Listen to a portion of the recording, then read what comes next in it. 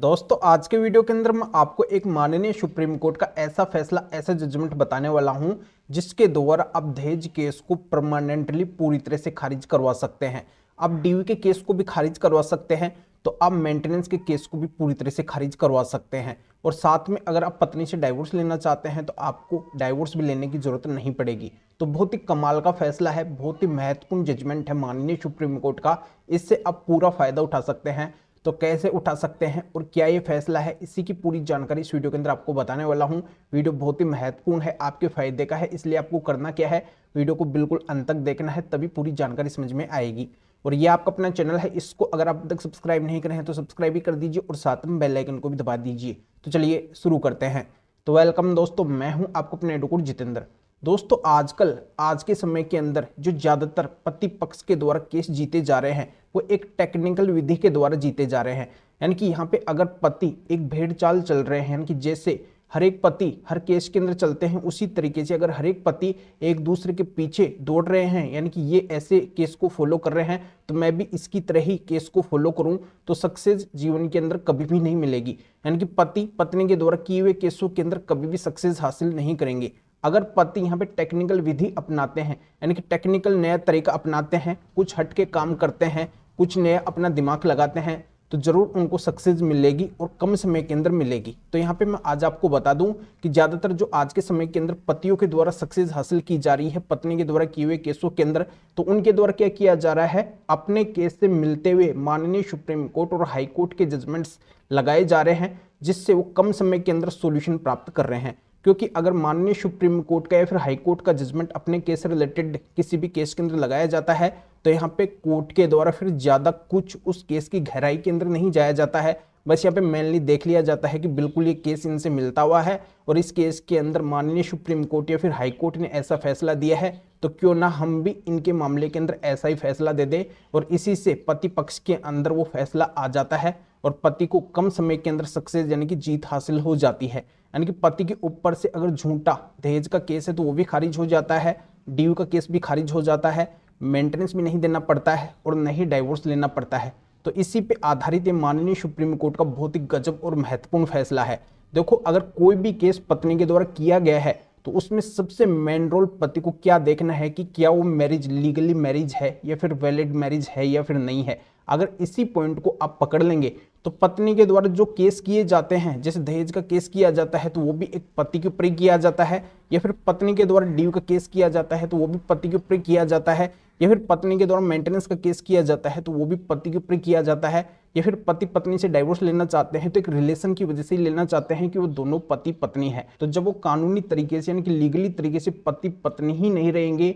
तो फिर ये कोई भी केस पति के ऊपर चलेंगे ही नहीं। यानी कि तमाम जितने भी केस पत्नी के द्वारा किए हुए हैं वो भी खारिज हो जाएंगे और पति को डाइवोर्स यानी कि तलाक भी नहीं लेना पड़ेगा, तो अपने आप ही पूरा का पूरा समाधान हो जाएगा। तो दोस्तों अगर आप हिंदू पति पत्नी है तो सबसे पहले आपको ये देखना है कि आपकी जो मैरिज हुई है, आपकी जो शादी हुई है वो कौन सी विधि से हुई है। जैसे बहुत से पति पत्नी तो ऐसे करते हैं कि वो लव मैरिज कर लेते हैं, जैसे वो मंदिर के अंदर जाएंगे वहीं पे दोनों एक दूसरे को वरमाला पहना देंगे, मांग भर देंगे और बोलेंगे कि हम दोनों की शादी हो चुकी है, या फिर कहीं पे भी वो एडजस्टमेंट करके मंगलसूत्र पहना देंगे, मांग भर देंगे तो बोलेंगे कि हम दोनों की शादी हो चुकी है, या फिर वो आर्य समाज से सर्टिफिकेट लेके आ जाएंगे कि देखो हमारी शादी हो चुकी है। या फिर उन्होंने ऐसी कोई भी विधि नहीं की है, उन्होंने डायरेक्ट मैरिज सर्टिफिकेट ही बनवा लिया है, उस मैरिज सर्टिफिकेट को दिखा के बोलेंगे कि देखो इस मैरिज सर्टिफिकेट के अंदर साफ साफ लिखा है कि हम दोनों पति पत्नी है, इसी वजह से मैरिज सर्टिफिकेट हमारा बना है।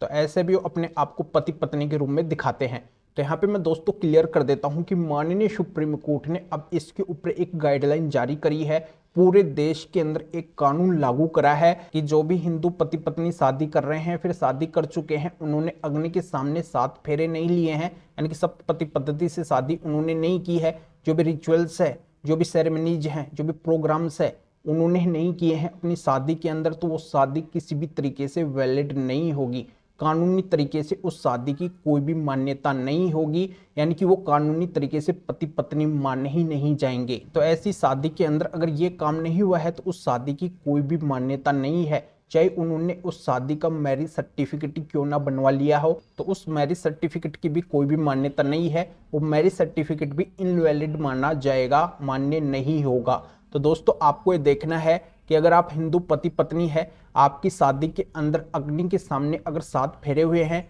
रिचुअल सेरेमनीज प्रोग्राम वगैरह सब कुछ हुआ है, जो भी हिंदू रीति रिवाज है उसके अनुसार अगर प्रॉपर तरीके से आपकी शादी हुई है, तभी आपकी शादी वैलिड है, अन्यथा इनवैलिड है। तो ऐसे अगर इनवैलिड आपकी शादी है, तो आपकी पत्नी ने अगर आपके ऊपर आपको पति बताकर दहेज का केस किया है, तो जब इनवैलिड आपकी शादी है तो कानूनी तरीके से आप उसके पति है ही नहीं, तो आपके ऊपर दहेज का केस भी नहीं चलेगा। ऐसे ही आपके ऊपर ड्यू का केस भी नहीं चलेगा, मेंटेनेंस का केस भी नहीं चलेगा, और जब शादी वैलिडी नहीं है तो फिर आपको डाइवोर्स भी नहीं लेना पड़ेगा। तो पत्नी के द्वारा किए हुए जो भी केस या फिर आपके द्वारा जो डाइवोर्स का केस डाला गया है, उसके अंदर आपको माननीय सुप्रीम कोर्ट के इस जजमेंट को लगाना है और वहां पे आपको साबित करना है कि आपकी शादी इनवैलिड है, और वहां पे आपको बताना है कि माननीय सुप्रीम कोर्ट ने इस जजमेंट के अंदर जो शादी का लीगली तरीका बताया है, उस लीगली तरीके से आपकी शादी हुई नहीं है। तो जब आप इस पत्नी के लीगली तरीके से पति है ही नहीं, तो फिर ये सारे केस आपके ऊपर कैसे चल सकते हैं? बिल्कुल भी नहीं चल सकते हैं। तो इस तरीके से तमाम उन सारे केसों को खारिज करवा सकते हैं